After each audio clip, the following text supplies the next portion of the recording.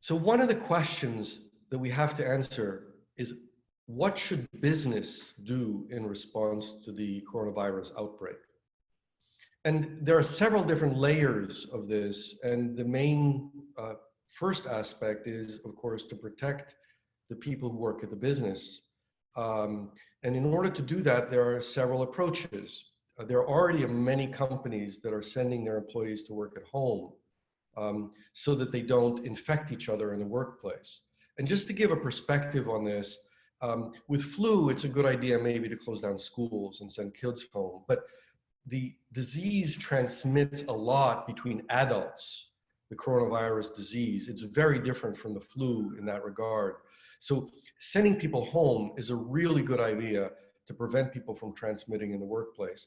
If they have to be in the workplace, then social distancing is important, being 6 feet away, making sure people don't touch surfaces that are being touched by others or breathed on by others, so door handles and elevators, and not having them be close to each other again, even when they are in the elevator, or setting up the workspace so that it's different, having flex hours so that they're not all there at the same time, and having the possibility of contagion between them. And surely canceling all meetings or doing all meetings virtually, travel is surely an issue. So those are kind of some of the aspects.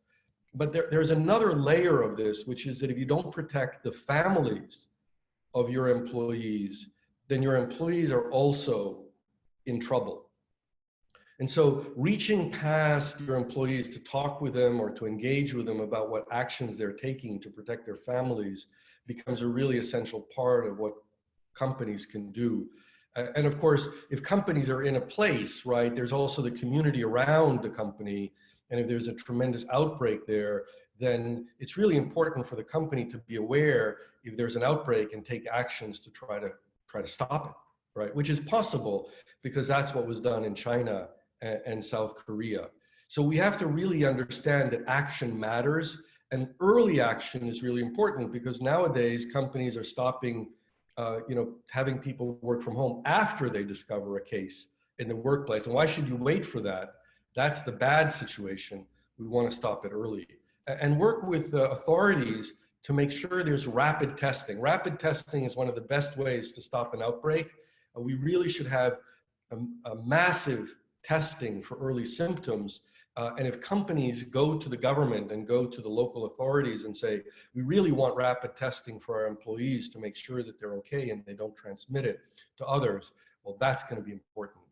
And finally, there are places where you have service or hospitality, restaurants, hotels, where people are naturally in contact, and there the whole business process has to change, whether it's drive-by deliveries or home deliveries. There's a lot of different things that people have to think about what to do that are just outside of normal business practices. And the sooner we implement those, people are not only going to feel safer about using your business services, but you will also, of course, protect both your employees and your customers.